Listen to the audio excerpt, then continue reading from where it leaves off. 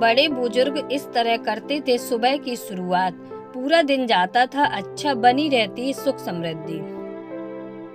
हमारे शास्त्रों में दिनचर्या को लेकर कुछ महत्वपूर्ण नियम बताए गए हैं। हमारे बड़े बुजुर्ग इन नियमों का पालन करते आए हैं, लेकिन आज की आधुनिकता भरी चकाचौंध की जिंदगी में लोगों की दिनचर्या बिगड़ती जा रही है।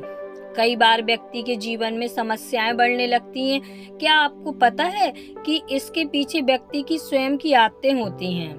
यदि जीवन में सुख समृद्धि और खुशहाली चाहते हैं तो सर्वप्रथम कुछ आदतों में सुधार करना चाहिए। साथ ही बिस्तर से उठते ही यदि आप कुछ कार्यों को करके अपने दिन की शुरुआत करते हैं तो आपका पूरा दिन अच्छा जाता है। साथ ही जीवन में सुख समृद्धि बनी रहती है। नंबर 1, सुबह उठने का सही समय। आज के समय में लोग काम या फिर कंप्यूटर, मोबाइल चलाने के कारण देर रात तक जागते हैं और सुबह को देर तक सोते रहते हैं, जो सेहत के लिहाज से तो खराब होता ही है, साथ ही हमारे जीवन को भी प्रभावित करता है। पहले के लोग सदैव ब्रह्म मुहूर्त में उठ जाते थे। शास्त्रों में भी ब्रह्म मुहूर्त में उठना शुभ माना जाता है। यदि आप सुबह को ब्रह्म मुहूर्त में नहीं भी उठ सकते हैं तो कम से कम 6 बजे तक उठ जाना चाहिए। नंबर 2, सुबह बिस्तर से उठते ही करें ये कार्य।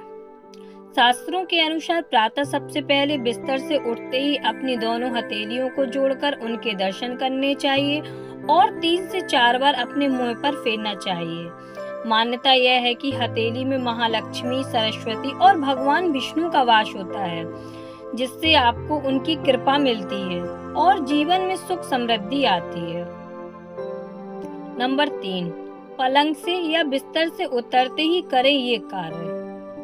सोकर उठने के बाद जब अपने बिस्तर से उठें तो पैर नीचे रखने से पहले भूमि को प्रणाम करना चाहिए। इसके बाद धरती पर उतरते ही पृथ्वी को स्पर्श करके प्रणाम करें। बड़े बुजुर्ग सदैव धरती माता को प्रणाम करने के पश्चात ही उठते थे। यदि घर में झाड़ू लगानी हो तो सबसे पहले झाड़ू को भी प्रणाम करें, क्योंकि झाड़ू को माँ लक्ष्मी का प्रतीक माना जाता है। नंबर 4, धरती माँ को प्रणाम करने के बाद करें ये कार्य। बिस्तर से उठकर पृथ्वी को प्रणाम करने के तुरंत बाद मलमूत्र का त्याग करना चाहिए। मलमूत्र, छींक, उबासी, खांसी, इन सभी चीजों के हमारे शरीर के भीतर के विषाक्त पदार्थ बाहर निकाल देते हैं, जिससे शरीर स्वस्थ रहता है। इन्हें एक तरह का बेग माना गया है। यदि इनको शरीर में रोका जाए तो यह सेहत के लिए सही नहीं रहता है। नंबर 5, स्नान करके करें ये कार्य। हिंदू धर्म में सुबह के समय पूजा पाठ करना बहुत शुभ माना जाता है। प्रातः पूजा करने से घर में सकारात्मकता बनी रहती है। मल मूत्र का त्याग करने के बाद दांत साफ करके तुरंत स्नान करना चाहिए और फिर अपने इष्ट की पूजा करनी चाहिए। पूजा के बाद तुलसी और सूर्य को प्रतिदिन जल अवश्य चढ़ाना चाहिए। इससे आपके घर में समृद्धि बनी रहती है, साथ ही मान सम्मान और तरक्की प्राप्त होती है। नंबर 6, पूजा पूर्ण होने के बाद करें ये कार्य। पूजा पाठ संपन्न होने के बाद माता पिता और बड़े बुजुर्गों के पैर छूकर आशीर्वाद लेना चाहिए। जो लोग अपने से बड़ों का सम्मान करते हैं और अपने दिन की शुरुआत बड़ों के आशीर्वाद से करते हैं, वे अपने जीवन में सदैव सुखी रहते हैं, साथ ही तरक्की प्राप्त करते हैं। नंबर 7, प्रतिदिन निकालें गाय के लिए रोटी। सनातन धर्म में गाय को गौ माता कहा जाता है। धार्मिक मान्यता के अनुसार गाय में 33 कोटि देवी देवता वास करते हैं। गाय को भोजन कराने और उसकी सेवा करने से सभी देवी देवताओं का आशीर्वाद प्राप्त होता है। इसलिए प्रतिदिन भोजन बनाते समय पहली रोटी गाय के लिए निकालनी चाहिए, लेकिन इस बात का ध्यान रखें कि गाय को ताजी रोटी ही खिलाएं। नंबर 8, रात को जूठे बर्तन नहीं छोड़ने चाहिए। घर में गंदगी को दरिद्रता माना गया है। शास्त्रों में मान्यता है कि जिस घर में गंदगी रहती है वहां मां लक्ष्मी का वास नहीं होता, वहां दरिद्रता आने लगती है और सुख समृद्धि गायब हो जाती है। लेकिन अगर इसके वैज्ञानिक कारणों पर ध्यान दें तो रात में जूठे बर्तन छोड़ने से उसमें कीटाणु पैदा हो जाते हैं और रात भर में उनकी संख्या काफ़ी ज़्यादा हो जाती है। जब हम सुबह इन बर्तनों को साफ करते हैं तो वे कई बार इन बर्तनों में रह जाते हैं और हमारी बीमारी का कारण बनते हैं। जाहिर सी बात है कि बीमारी घर में नकारात्मकता लेकर आती है और ऐसे में धन भी व्यय होता है। नंबर 9, दक्षिण दिशा की ओर पैर करके ना सोएं। अक्सर हमारे घर के बड़े बुजुर्ग कहा करते हैं कि दक्षिण दिशा में पैर करके मत सोया करो, ये अच्छा नहीं होता, लेकिन हम उनकी बात को दरकिनार कर देते हैं। लेकिन वास्तव में इसका वैज्ञानिक कारण ये है कि सौर मंडल की चुंबकीय तरंगें दक्षिण से उत्तर दिशा में की तरफ गमन करती हैं। ऐसे में जब हम दक्षिण दिशा में सिर करके सोते हैं तो प्रगतिशील विद्युत प्रवाह हमारे सिर में प्रवेश करता है और पैरों के रास्ते से निकल जाता है। वहीं अगर दक्षिण की ओर पैर और उत्तर की ओर सिर किया जाए तो पृथ्वी का उत्तर और सिर का उत्तर दोनों साथ में आने से प्रतिकर्षण बल काम करता है।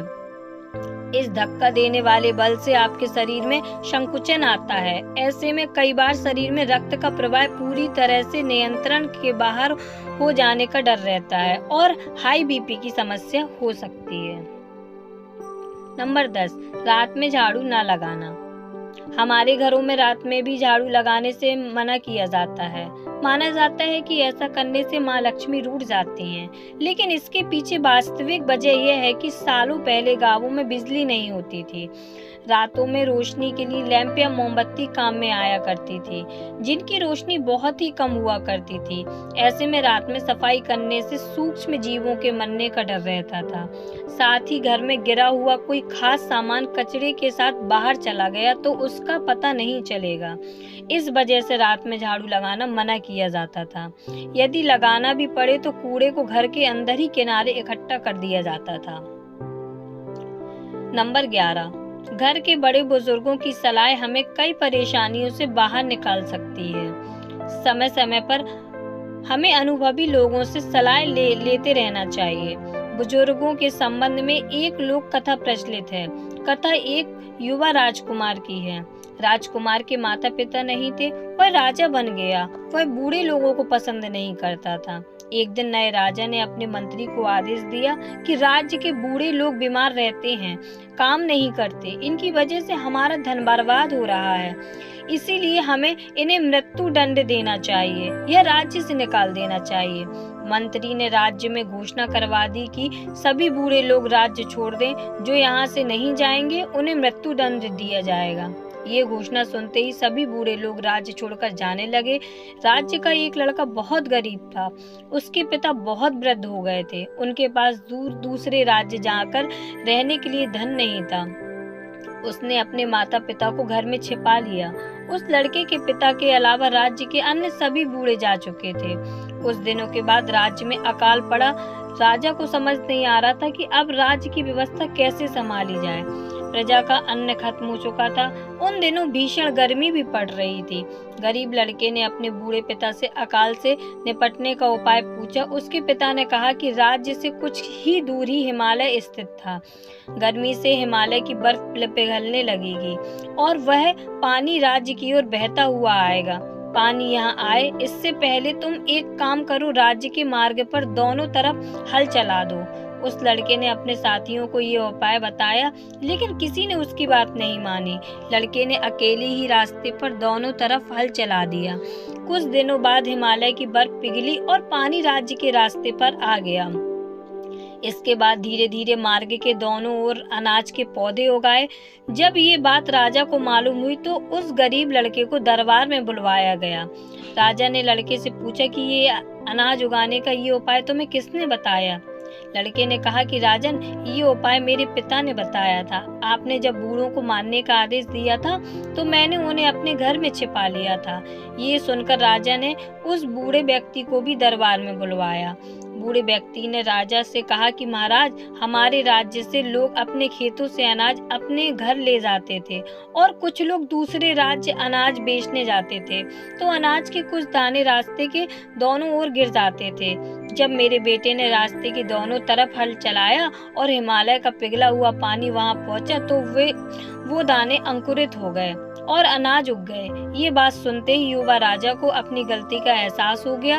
उसे समझ आ गया कि वृद्ध लोगों का अनुभव हमें कई समस्याओं से बचा सकता है। इसलिए राजा ने राज्य के सभी वृद्ध लोगों को वापस अपने राज्य में बुला लिया।